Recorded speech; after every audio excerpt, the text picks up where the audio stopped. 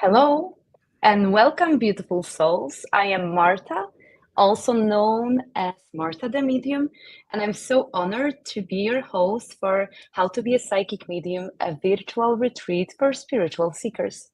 This sacred gathering is brought to you by my Psychic Mediumship Academy, where I help spiritual seekers and emerging psychic mediums unlock their gifts and deepen their connection with spirit, while also supporting those already walking their spiritual path to expand their abilities and align more fully with their soul's purpose. Today, I have the joy and honor of welcoming our guest, Sasa. Sasa is a clairvoyant, channeler, medium, and artist devoted to guiding creators and healers into their highest expression and deepest thriving. With the support of her loving spirit team, she offers intuitive, soulful guidance that illuminates the path of creation and spiritual expansion. For over 2 decades, Sasa has supported empaths, mystics, and visionaries in accessing greater clarity, creative flow, and soul-aligned purpose. She's the creator of 5 powerful oracle and tarot decks, including the Portland Tarot, the Sovereign Oracle, and the Mojo deck, each designed to help users connect with their inner wisdom and divine potential. Following a life-changing Kundalini awakening in 2020, Sasa's creative and spiritual channels opened in a miraculous ways, fueling the launch of transformational programs, channeled artworks, and a bold jewelry line. Her work is deeply rooted in the energies of 5D consciousness, Gaia's magic, and the limitless possibilities available in the quantum field. She holds sacred space for visionary souls to activate their highest timelines and step boldly into the miraculous. Sasa, welcome. I am so excited to share this space with you. Oh, Marta, thank you so much for having me. I'm really excited for our conversation today. Me too, and especially because we don't know when and where it's going to take us exactly. So this is the exciting part about it. But let's begin at the beginning, if there is a beginning. I'm curious, how did you first become aware of your psychic abilities? Was it something that developed over time, or did you always feel connected to spirit in some way? I actually had a kind of a slow-moving early experience with getting into my more into my intuitive awareness. I definitely had little moments over the course of my upbringing where I noticed that I had uh, some kind of connection to source, and I felt that connection. I feel like I walked through the world as an empath, and that was a term that I didn't really have when I was growing up. So I grew up in the South, in the United States, and it really wasn't something that people really discussed. So I learned about my abilities through a class that I took that a teacher of mine taught called Psychic Kindergarten. Her name is Liliana Barzola. She has actually taught many, many empaths how to manage their gifts, how to work with their gifts. And I really loved everything that she shared. And I had beautiful, profound, witnessing and space holding from my teacher. And then also profound experiences when I went into her classes, because something about having the group experience was really profound. It opened the energy field for noticing things more readily and easily. And so I learned all about managing my gifts. I learned how to recognize that I was actually having an experience. Sometimes we don't tune into that, very easily in the beginning. It takes a minute for us to sort of recognize that we are having an intuitive experience or an empathic experience. And I started connecting to Gaia's energy actually in her classes, because she would teach us how to ground. And I started noticing energy more and understanding how that connection with Gaia was very like opening up the chakras to more and more of this empathic awareness. So that was when I started getting language for all of this. And I studied with her for about 16 years, I think. And, you know, just being a part of her world and learning from her through all kinds of experiences. And, you know, I really started amplifying my abilities when I started playing with the tarot. And that I was so obsessed about it. It was really funny. I just started getting really all this energy come in about learning the tarot. And I learned in about 6 months how to read tarot. And I found out actually inadvertently that when I explained it to my grandmother, she was like, "Oh, I used to do tarot all the time with a deck of playing cards." So, you know, apparently it runs in the family. But I was playing with tarot at an event that my teacher was hosting, and we were all just kind of hanging out, and I invited people to do readings with me for fun, you know, just to try it out and see if I could get it right, you know, if it Yes. landed for people. And it was interesting because she was watching me while I was reading for people. It was a really casual experience, and we were all just kind of playing and hanging out. And so she said in the middle of a reading that I was doing, she said, "You are actually getting it right, and you just let yourself say what's coming through, and don't worry if you got it or not, because you're getting it. Like I can read what you're reading and it's right." So I had that witnessing, and that was really profound for me, because at that point I started knowing that I could trust myself as a receiver of information, which you might call a channel for information. And that was really profound. And that shifted me into knowing that I had psychic awareness and that I was really probably actually better at than I thought. And it took me another couple of years of studying tarot to really get grounded in that as a tool. And it really developed my intuition strongly, because I started seeing the relationship between what I read and what was happening and how my life was developing because of the readings I was doing. So that was really a profound shift. And then, and as I mentioned in the opening, I had a Kundalini awakening. And then at that point, everything just went off the charts. It was such a different experience. I would hear my higher self, I'd hear guides talk to me. But it's funny, when I hit my Kundalini awakening in 2020, it's like I started having visions all the time.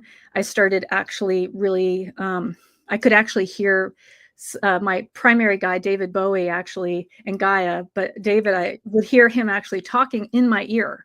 I could hear his voice. I could see his image. I could feel his energy. And he started guiding me around that time. So that was kind of the beginning of my experience into the next level of my gifts. So that's why I wanted to talk about that call from spirit, because that's kind of what happened for me. I had a literal call from spirit to step in even deeper into my empathic gifts.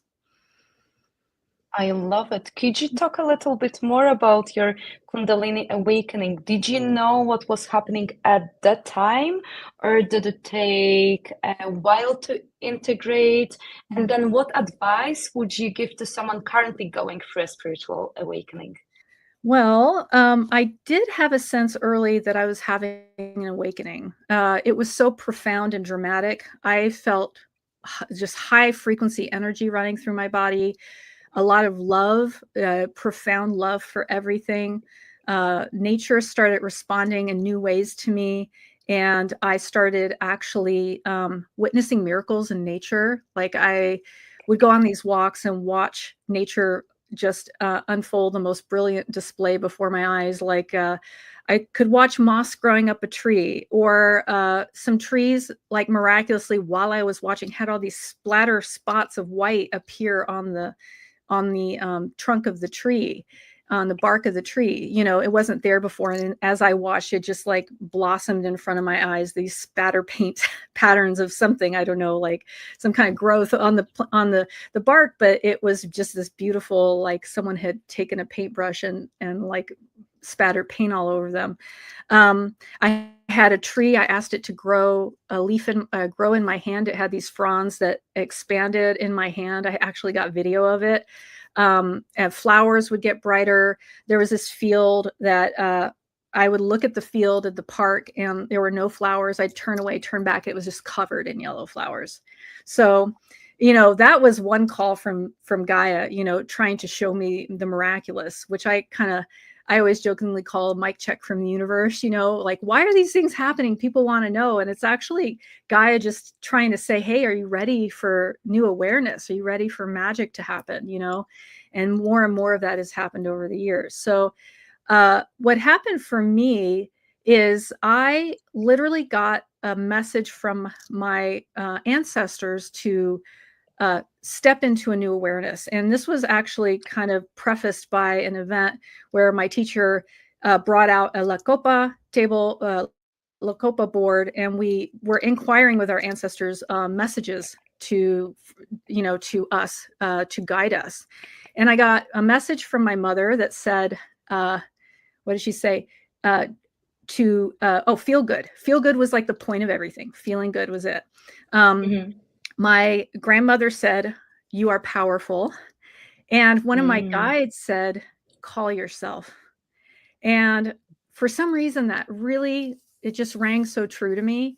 And I didn't even think about it, but that was the moment I called myself. And so I really get into this idea of how profound it is that we can literally call ourselves fully here.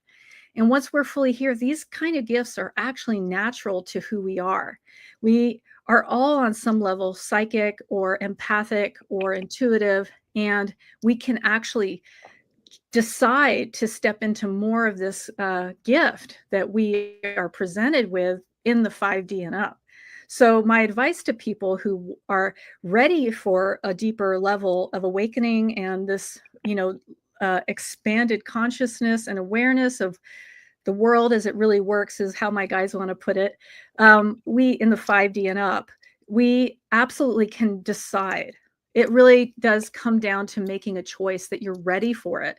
And I get that sometimes people are nervous about being ready for these gifts. They don't know what they're inviting in. And you can create a safe space around yourself when you do it. It doesn't have to be traumatic, and everyone's journey is different. Sometimes people do have really dark Kundalini experiences for a little while before they heal, and it comes into this new frequency where they get more of their gifts coming through. I had an experience like that. It started very joyfully, and then I had some really challenging circumstances come into the picture that I ended up working through for the next 5 years. And I finally got to the point where I could step out in the world and use my gifts all the time, because I had done all the healing work I needed to do through that awakening experience. One thing I absolutely love, well, there's so many things I love, but one of it is the way you talk about commanding higher level gifts. And that's such empowered language. And it is something I think more of us need to embrace. So I'm curious whether you could expand and talk a little bit more about how do you help others to move past fear or doubt when stepping into their gifts, and how can one consciously decide, or how can one claim their gifts more fully? That's a beautiful question. Thank you so much. Yeah, actually, what I always tell people when they are stepping more into their gifts, that they have the opportunity to decide that they're only going to invite information that's and aligned information that's in their highest good to hear. That is highest light, highest good. So I always say, start any inquiry with spirit with that intention, always highest good. And that actually is a great container for evolving your gifts in a way that makes you feel less fearful and more secure, and puts you in a space of getting the most aligned guidance from the highest vibrational energies available. So that's one way to go about actually stepping fully into your gifts without any fear or, damaging repercussions or whatever, because, everyone has, like I said, a different experience. Sometimes people go through that. And I want to say, be careful not to say that people invite that in. I don't think that that's actually true. When people do have those experiences, there's all kinds of things going on under the surface, and it's not your fault if you do have some, difficult, resounding difficulties with your spiritual experience. That is a thing that happens sometimes. But when you are stepping more into these gifts, well, for one, you're being called for a reason. You feel the urge to learn more and do more and experience more naturally. It is absolutely a calling from within you. So you will feel that momentum toward it. And it might freak you out for a second. That's what my guides say.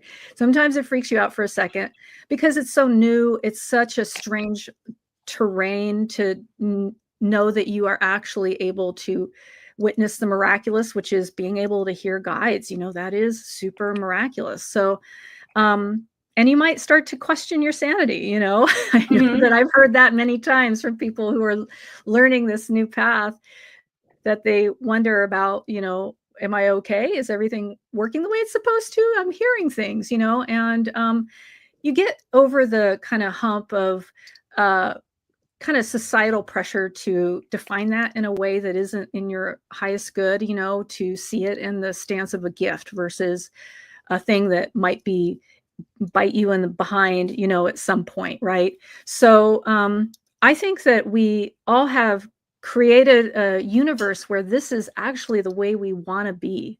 We are way more empathic than we even can grasp, and we are all meant to step into this. So everyone has this ability to step more into their intuitive gifts. And I think that we're being called to do that. So how do you do it? With grace, you invite spirit to make it as flowing and sweet and kind as it possibly can be. And that's what I would say as an activation, if I were to hold that for everyone who's watching and ready to step into more, that you are going to bring in the highest vibrational standpoint of this journey that you have access to, which you have access to that. So that is one thing. And then kind of coming around to commanding, I actually had, you use the word commanding. I actually had this experience of telling my guides at the beginning, because I was having a little bit of a trippy experience. I said, look, I hear that you're giving me more awareness here, and I want all of it. Give it all to me. I'm ready to be a real psychic. I'm ready to be very good at hearing stuff that doesn't make sense for me to know, not like listening. And that's like an integrity piece. We don't go around listening in on everybody and try to like find out what's going on in their personal life. Like for me, it only happens in the container. And the way I receive it is their guides talk to my guides. They tell me what to say. They tell me what they need to hear. And then I don't stick my nose in it again after that. So that's how I do channeled work with my clients. And I think that's very important kind of thing to think about, that, you stay in your integrity when you are using your abilities. But I wanted to I joked with my guys. I said, I want 100% accuracy. I don't want to be telling people stuff that, is going to change. And it's funny because now they tease me. They're like, what you're realizing is that when you share a moment with someone, it's like, that's the moment, and then they evolve into the next thing from the conversation you're having. So you don't actually get to see everything in perfect, like that perfect future fortune telling kind of side of it, which I want to advise everyone not to go down the fortune telling side of it. It's actually about insight and growth and expansion. So really that's the goal of stepping into our powerful gifts. But I did actually command a high level of this gift. And it's funny, I did start getting more and more and more over time. So it's constantly evolving. I've asked to invite healing energies and healing frequencies into my work, and they have brought that into my work and activations, and not just dialogue, but more than that. So I've been really amazed by how it has unfolded just from me saying, I ask for this. In fact, I didn't ask, I commanded it. And they listened with love. They knew I wasn't being rude. They were like, okay, sister, you want it, you got it. So that's how it happened for me. I love it. So absolutely, I agree. Speak with your spirit team. speak openly what is it that you're ready for, or sometimes you might even not be ready, but like be open what it is that you're willing to bring into your practice. Sasa, do you think Yes. we can talk a little bit about how your gifts show up for you? Because this retreat is for some of the, well, for some people who are psychic mediums, some people who are developing, but also there are people watching us who are completely new to spirituality. Yeah. Would it be Yeah. okay? Yeah, absolutely. I would love to. I think that when we start developing a higher awareness of our true self, it comes down to that because our true self is naturally gifted, everybody. And so if you're new to the idea of having these gifts and you're a little curious about it and you wonder, do I have is this part of my path? Do I have the capacity to do this? Do I want to do this? That's a question, right? Do I even want to do this? Everyone's answer is a little different. I think it's normal for people to just say, you know what? I think that's too weird. I don't want to be burdened by that. I don't think that's for me. And I think that happens a lot. And if you're open though to the idea of it being easy, then you can invite that in and say, look, I'm gonna find the resources, the teachers, the space holders, the witnessing I need to do this in a safe way, to do this in a way where I get to be not seen or labeled as someone who's weird or strange. Not to say that I don't find that sometimes people laugh and tell me I'm weird in a really sweet way, actually, and I just embrace that fully. I love being a weirdo, but it is a little challenging to our idea of who we are sometimes, and so it's okay to kind of bump against that if you're new to this. And for me, the way my gifts show up now is I will channel most of my content for my classes and things.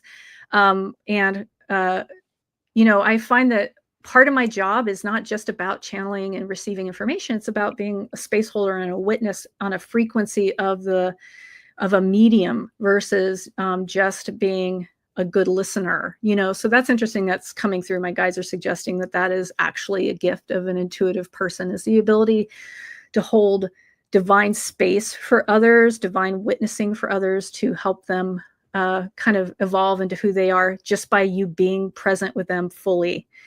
And it all comes back down to knowing who you are. And that's what Gaia is leading us toward, is knowing our true selves. So in that knowing of our true selves, the gift of receiving information from all kinds of places comes into play, and you have access to all kinds of ways of doing that. And everyone has different clairsenses. I have sight, I have clairaudience, I have actually all the clairs. I don't remember what they're all called, but like there's even one for smell. I'll have guides send me smells that come out of the blue. Smells in my house change like that, and it's very funny that I'll just walk out of the room and walk back in and it'll smell very different. So it's really interesting how our gifts are lined up for us to express more of our true self. So it's a kind of a journey of self-expansion. It's not just about being more psychic or more of a medium or more of an empath. It is also about expressing your true self and becoming more of who you really are. And that has been all the jam of what Gaia has shared with me over the last 5 years, is everything is about being your true self, including the psychic abilities that have come in for me. That's beautiful. I've got one more question. I want to come back to the basics. Nothing is basic here, but I think it would be beautiful if you could maybe share, how do you distinguish between your own thoughts and what's coming from spirit? That's a really good question. And it's funny because it's so intuitive to me now. It's hard to actually try to explain that. But I noticed that it is not like it could sound like an inner thought, right? Like an inner voice. We have our own. Some people don't, but a lot of people have it like a sense of an inner voice, right? And it might sound a little different, a little bit have a different energy to it. I find that my higher self has kind of created. It's kind of funny. It's a co-creation, because these tuning in pieces of becoming more empathic and more intuitive and psychic have it's like you go back and forth with spirit and you get to dialogue about how you want it to roll. You get to say, I don't really like how that came through, or can you make that clearer? I don't quite hear that very well. So you start to listen, and then you expand into like this kind of you observe the reality in a new place based on what you need. I guess that's how my guides are saying to put it. So I hear it as a slightly different voice to my inner voice. It has a slightly different tone to it. It doesn't quite sound like my inner voice. It has a kind of an energetic frequency to it. And that is a subtle knowing. You know, it's like you need to give yourself a lot of room to play with these energies and to lean into things that feel like a soft answer versus like expecting it to be a loud Kundalini moment like I had. Because I developed my gifts that way by learning to listen to the soft voice as I did tarot readings, as I did intuitive readings for people. That eventually grew into a louder voice over time. And then you start to get into body awareness. So I have strong body sensations that tell me I like contract or expand, if something is a yes or a no. I feel energy flow differently through my body when there's like something is stuck. And I can read energy from anybody through a kind of a body awareness. It doesn't like come into my body. It's more a matter of like a sensory awareness. So those are some ways that I experience it. And it is so important for us to just make a dialogue with Gaia and say, look, here's what I notice. Can you make this expand this part? I'm ready for this. I didn't really hear that very well. Can you use a different voice for me? Sometimes people experience guides like talking through body sensations, and you could say, I'm not really into that one, but can you try something different? Like, I don't mind a hand on my shoulder. Can I feel a hand on my shoulder when I know you're present with me? People get goosebumps. That's another way that people will feel spirit coming in and communicating with them. So, and then there's also you are, funnily enough, the world will treat you differently the more psychic you get sometimes. So you might notice magic like I've noticed. In fact, when I tell these stories, people always tell me, you're funny, you told me that story and I had something happen to me like that yesterday. So there's a quantum relational aspect to like how we share stories and stuff. But people who are gaining an awareness will also sometimes change the way the world engages with them, and you'll notice more miraculous things too in the spirit world, speaking to you through signs and portents and animal sightings and things like that. Beautiful. Can we talk a little bit more? Could you talk a little bit more about Gaia? Gaia is the part of, well, she's the part of our lives. We are lives. We are part of her life. And how can we start connecting with her? How can we work with her? How we can become more aware of her presence?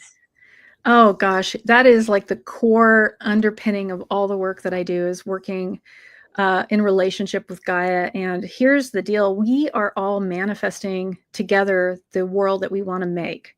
So this is a profound addition to this conversation, because everyone who wants to experience a new dynamic on the planet, which includes this co-creative, beautiful step into synchronicity and flow, that is like big part of where we are heading as a planet ultimately in the long run. And we don't observe all of that happening all the time, but we do have these awareness openings that come in for everybody, that creates a gateway or a portal for us to pass through and step into a new frequency. So Gaia is the leading creator of this leading edge conversation that we as spirits are all having, including the animal plant kingdom and the crystals and stones and all the energies of earth and the deities and all that are all co-creating with us to create a planet where everyone is in a divine relationship with our knowing of our full true self, our true expansion, our coherent co-created world that we are trying to build right now. So Gaia leads it all, and also kind of we are co-creating it with her. So she is listening to what we are pondering, what we're curious about, where we're going, and is helping us to guide us down a pathway, or we're co-guiding a pathway toward what is called the Omega Point reality, where everything is in coherence and aligned for all of the beings of Earth in a co-creative, perfect manifestation of like how we get to roll in life and be happy and be in flow and be connected and all that stuff. Not to say that we're in the middle of it happening in a big way, but we notice these things in our lives, and we notice these things in our communities around us. And our frequency is meant to rise into these new awarenesses and be shared, and it takes a lot of courage to share that you're having a psychic experience with others. And I've found that my community rose up to that and held me through that. And I think it happens that sometimes people do find that they need a new community too to hold space for them. That's a side note, but Gaia is guiding the whole process, and she is absolutely in the throes of waking people up. So you're going to be on this event, and I have no doubt that you will start to notice maybe a little Kundalini rising within you as you experience these amazing conversations, because everything is, you are witnessing the true nature of reality through the experience of being here, and Gaia is really here to help us hold space for a world to come. And that is her work right now. And she is totally on board with everything that light workers and seekers and mystics and healers are putting into the field for us to step into in the new earth. So. I love it. Could we talk a little bit about your artwork? I'm very curious. Yeah. How do your creative and spiritual channels intersect? And maybe you could give an advice to other creatives who want to open up psychically through their art. That's beautiful. I love that question. I do mediumistic painting, so and drawing. I receive the entire piece channeled, essentially. And I used to paint and draw, and I've been an artist my whole life. And I always did things with intention and cogitation and thoughtfulness and pondering. And now I just put a pencil on the paper, and I can draw a straight line without a ruler, without any, used to be I'd kind of have to sketch a line, and now I just draw a straight line. And it's like there's spirit is absolutely making my hand move in a certain direction. So that's something that started happening early on in the experience. And part of it was actually I was playing with my spirit guides and asking them to work through me and see what that looked like. And it was really fun. So we had a lot of a playful kind of day where that was happening. And I was like, this is really great. I want to keep doing this. So I don't know, that might be an avenue for people to try, again, going in with highest good, highest light, high vibrational energies. You could invite a spirit of a painter to come and co-create with you if you wanted to, and see if they say yes or no. They might just not interested, but you could actually play with that idea and see what happens. It may work, it may not, it just started emerging for me. And I realized my higher self was kind of off in a studio working on all these ideas, because I would notice a theme start emerging in my sketchbooks. In fact, I initially went into, not initially, but at some point I was going into this question of like how I could get into galleries.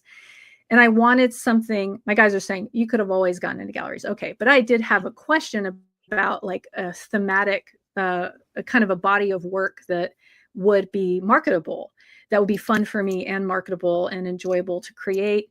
And I started noticing these drawings coming through. And I was like, my higher self's name is Esme. She actually channels through me too a lot. I said, Esme, is this what you're working on for my gallery pieces? And she was like, yes. And I said, what do you think about gouache for the painting medium? And she was like, that's perfect. That's exactly aligned. And so I started making these really funky paintings you can see on my website at sasa.art. It's they're kind of like I call them monsters. They're funny. They have like rolling, they have big eye, all these eyes and tongues rolling out of these funny mouths of these creatures that I've made. And it's all like super bright colors. I call it bubblegum art because it's so brightly colored and playful. And it was really fun to go down a path of exploring mediums and playing with this direction of creating work through the channeled artwork over time. And it's really profound to see like a final result, and it looked like it was always intended to be that way. It doesn't look chaotic. It actually comes out really cohesive and like there really was a plan all along. And I have an art background, an art degree, so sometimes when I'm painting, I'm like, I actually want to do a certain kind of color theme, and I'll think about it myself. And then my guides will like make suggestions as I go, and I'll be like, how about the blue? And they'll go, how about the green instead? So I actually get that kind of input too. But I also started a jewelry line because these are not mine, just for the record. I didn't make these, but I do like big, chunky, colorful earrings. And so I started a jewelry line because I had a pair of earrings that I really liked. And I said, I want to make something of my own that's kind of in the spirit. And so I said, why not? Like, I can do that. So I started making polymer clay jewelry, and I haven't gotten that out yet. It's going to take me a while to develop all of the product and everything, but I am going to be selling that in a year or so. So that's been a really fun exploration. And I think the key here is play. That's another precept of Gaia, is play. Like, just go play, go make. We are meant to make. Making is part of our natural drive, and it's really fun to like invite spirit into the journey with you. Mm-hmm. Beautiful. And I love working with my spirit guides. They're behind me being online. And by listening to you, well, I know you have a beautiful relationship with your spirit guides. And this is how it should be. We should have so much fun when communicating with them. I agree. Do you think we can touch on spirit guides a little bit? Yeah, I would Can love you to. Yeah, anything that comes to your mind in terms of like how did those relationships with your spirit guides develop, and perhaps how can others start to build their own connection to their guides? Well, I have a strong relationship with my higher self, Esme, and Gaia, and David specifically. David and I actually have a really playful relationship, and he always gives me nudges to try things, and gives me inspiration to move in new directions. And I think that guides are really great for inspiring us to try out new avenues and exploration of our true self. So they're here to like give us advice about how to move forward. And they're also here to co-create with us, so they're not just here to tell us what to do. I just like saying that because sometimes we want to give it up to spirit all the time. And actually you have a lot of power. So, you can embrace that power with your guides, and they're here to be, they all have different roles. You might have a guide that is there to, be there for your entire life journey and support you through all kinds of change and expansion. And you might have particular guides that come in who have a kind of current moment job to do with you, and they're just there to help you align with where you're going next. So, and that can come from anywhere, angels and healing masters and ascended masters. I feel like I could go on and on and on. Deities, earth energies, animals, ancestors, that sort of thing, and many others. So we are here to dance with any co-creative energy that wants to be a part of our life that we want in our lives. So that can be a human being that is a great source of inspiration for you, and that can be a spirit guide who is at your side all the time, or at your side for a period of time in your life. And I guarantee you have probably many guides. Everybody has guides. And the more we play with them, I think the more fun life gets. I actually think I have the most fun because my guides tease me. They make me laugh. They say funny things to me. They give me like a lot of encouragement and reinforcement and make me feel like really good about myself, So, hey, if you want to develop a relationship with a guide that is just there to say atta girl or, to give you encouragement and to pat you on the back and say, you did a great job there. Don't worry about stress about how you came across. You actually did great. Like those little bits of encouragement really add a lot to our lives and help us stay out of our heads sometimes and navigate life with more flow and grace. And I think that they're great for telling us not just what we need to hear, but like how much they love us, and that is really powerful gift that they give us is unconditional love and support. And that is really one of my true reasons for manifesting these relationships with my guides is because they knew I needed a lot of love and support and encouragement when they came, because I was really struggling in my life right before my awakening.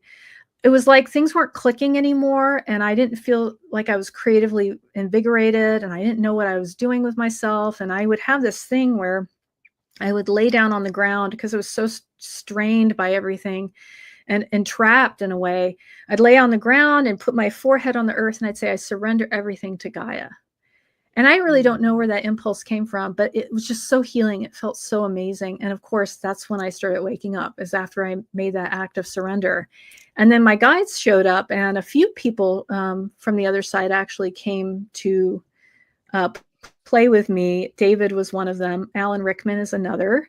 They came to give me insight and support. And Prince also came. That was really interesting. They all came because I was a creative person. They said, we're here to support you in finding your way to be a creative person in full. You have you've done a lot of creative things. However, you're feeling like part of you is missing, and we're here to help you find that. And so David was really profoundly important to helping me realign with my creative gifts and my spiritual gifts as well. So it was a beautiful unveiling. And since then, between them and my higher self, Esme, and Gaia and other beings, I've learned a lot about 5D and the new earth and the quantum world, and how we are all being called into a next level of experience. And this is all as a result of having really kind guides in my space. So how do you stay grounded and energetically clear while working with so many spiritual dimensions? Do you have any daily rituals or non-negotiables that support you? That's a wonderful question. It's funny because I work so much with Esme, my higher self. She actually clears me all the time, which is interesting because I used to do a lot more clearing work on myself. And I do highly recommend learning clearing work, running your energy, grounding into Gaia or into the earth, more to the point, actually grounding your energy field, aura clearing. I think healers do benefit tremendously from getting Reiki and acupuncture and things like that because it helps keep you grounded and clear. I get body work that I think helps me stay fully in my body and stay present with the energies working with me. I actually can't say enough about how beneficial body work is for empathic people because we have a tendency to fly out of our bodies all the time. So being reminded that it's safe to be inside our body is really helpful. But yeah, I actually, at this particular point in my experience, my higher self Esme does actually clear me all the time. And I find that I'm very grounded through all the work I do. I just get more energized when I do work, which is really interesting because I actually was always very energized by doing intuitive empathic work with people or psychic experiences and things like that, like readings and stuff. However, it would drain me a little bit, and I would have to go and do clearing work. And actually one of my favorite things to do is so easy is to have an Epsom salt bath because that'll really clear your energy field too. You could put essential oils in the water too. And that really is very, very helpful. And kind of vision the kind of anything that is not you kind of going into the water and flowing out through the faucet when you empty the bath, or take a shower and do the same thing. But yeah, I think that is something that is just taken some time for my higher self to work on for me because I have this intention. I guess that is the kind of non-negotiable or the thing that I call forth to shift the energy is that I will always feel great doing this work and it will never drain me. And I think one of the key things here is like when you become sensitive to your empathic abilities, you start to notice when you're feeling other people's feelings. And then you get the hang of not holding their feelings in your body. You get the hang of knowing what's yours and what's not yours. And that in itself is a way to keep from getting drained, is by learning, kind of having emotional hygiene and understanding that's not me. I don't need to carry that. Or I'm not going to carry that for other people. Or I'm not going to run other people's energy through my body, because sometimes that'll happen. We'll unconsciously heal people through our own energy body. And that's where a lot of empaths, I think, get stuck and tired out from the experience and not feeling as grounded, because we're tied up in other people's energy all the time. So learning tools for that, is really helpful for shifting into a more grounded place when you're stepping into your gifts more fully. Beautiful. Is there a message you feel the collective needs to hear right now? Something Spirit's been nudging you to share? Oh, I love this question. I'm going to just receive whatever wants to come through. Yes, please. David actually wants to say that when we are operating on a new earth plane of reality, where we step into more of our true expression of who we really are, it changes the reality of Gaia too. So learning to embrace more of your power in life is the direction that Gaia is healing through. So it's happening through all of us stepping into our true power from within. So we live in a culture dominated by power over structures. So we're moving into the next playing field, which is the power from within arena, where everyone gets to define the life they want to lead from a standpoint of knowing who they truly are, because it changes your decisions. It changes you find new. He wants to say a new forte in life, or a new power in your work and play. So the whole dynamic is about moving out of like a work ethic into play as work, or playful employment, as David will call it sometimes. So we enjoy everything we're doing, and we don't actually have to surrender our true self to any paradigm that exists. And so we're being called into an awakening of who we really are. And I know it's David, so it's an activation. If you are stepping into knowing your true self, it's going to start shifting something in your life. You're going to, I'm willing to bet, I can't say that with 100% accuracy, but you will probably notice something, because this energy that's coming through from Gaia is really, it's really grounded energy. And it's also very expansive at the same time. So it's activating, and it will bring you into a new reality. You will start to witness amazing things, and it'll unfold for each person in the right divine timing for their path and how their soul is calling them forward in life. So that's the message from David. And I think that, he invited me very early in my journey through our early communications. He said, "Do you want to join the real world?"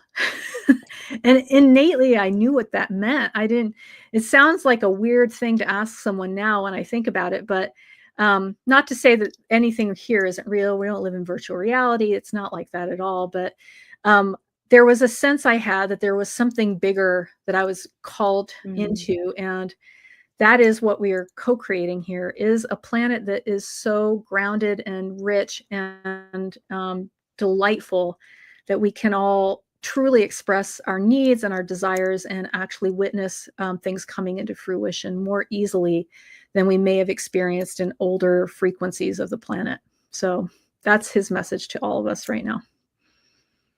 Sasa, thank you for sharing all of this. It's been such a deep, rich, beautiful conversation. And before we close, I want to let everyone know that Sasa is offering a free gift.